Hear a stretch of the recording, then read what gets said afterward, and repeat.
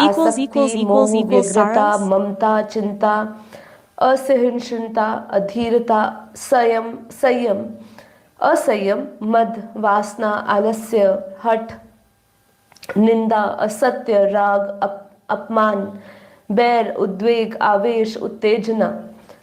मदहोशी, आतुरता, अति हर्ष, अति भोग, हृदय की अकीर्णता का आत्मिक बालकपन। तो उन्होंने ऐसे और 25 सूक्ष्म विकार की बात करी थी मुझसे कि ये विकार भी अपने अंदर हमारे, जब हम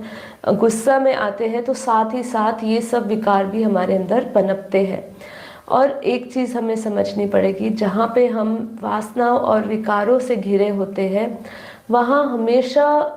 एक दुख की परिस्थिति बनी रहती है। इसीलिए एक चीज़ मैं यहाँ पे आगे योग करने से पहले एक चीज़ पे प्रकाश डालना चाहूँगी कि अष्टवक्र गीता में राजा जनक और हमारे जो अष्टवक्र जी हैं उनके बीच में जब वार्तालाप हो रहा होता है तो राजा जनक क्या कहते हैं कि ईश्वर परमात्मा शुद्ध चेतन को समझने के बाद, ध्यान से समझिए, राजा जनक क्या कह रहे हैं अष्टवक्र जी को कि ईश्वर परमात्मा शुद्ध चेतन को समझने के बाद मैं मंद, मोह और बंध और मोक्ष से निराश और अलग हो चुका हूँ। मतलब अब मुझे मुक्ति की कोई चिंता नहीं। अब उनको मुक्ति की क्यों चिंता नहीं, वो जीते जी ऐसी अवस्था को प्राप्त कर गए जहाँ उन्होंने जब उस शुद्ध चेतन को समझा, उसको समझने के बाद उन्होंने ना अपने आप को बंधा हुआ पाया और ना उनको मोक्ष की आवश्यकता लगी, क्योंकि वो जीते जी ये दोनों अवस्थाओं से आज़ाद हो चुके थे, निराश हो चुके। मतलब उनको निराश यहाँ पे शब्द का मतलब है कि वो ये इमोशन से आज़ाद हो चुके थे, फीलिंग भाव से, कि उनको शायद मोक्ष की ज़रूरत है या उनको ऐसा अनुभव हो रहा है कि वो बंधन में है।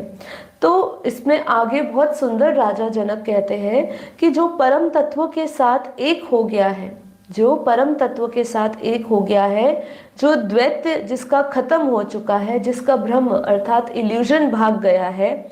मोक्ष मिले या ना मिले इसका प्रश्न ही कहाँ उठता है। तो कितनी सुंदर बात है जो हमारे शास्त्रों में कही गई है कि जब व्यक्ति उस ईश्वर परमात्मा को जान लेता है, उसके शुद्ध चैतन्य स्वरूप को समझ जाता है, उसके समझने के बाद उसके विषय विकारों का मिटना तो एक प्रोसेस है, ऑटोमेटिक प्रोसेस है।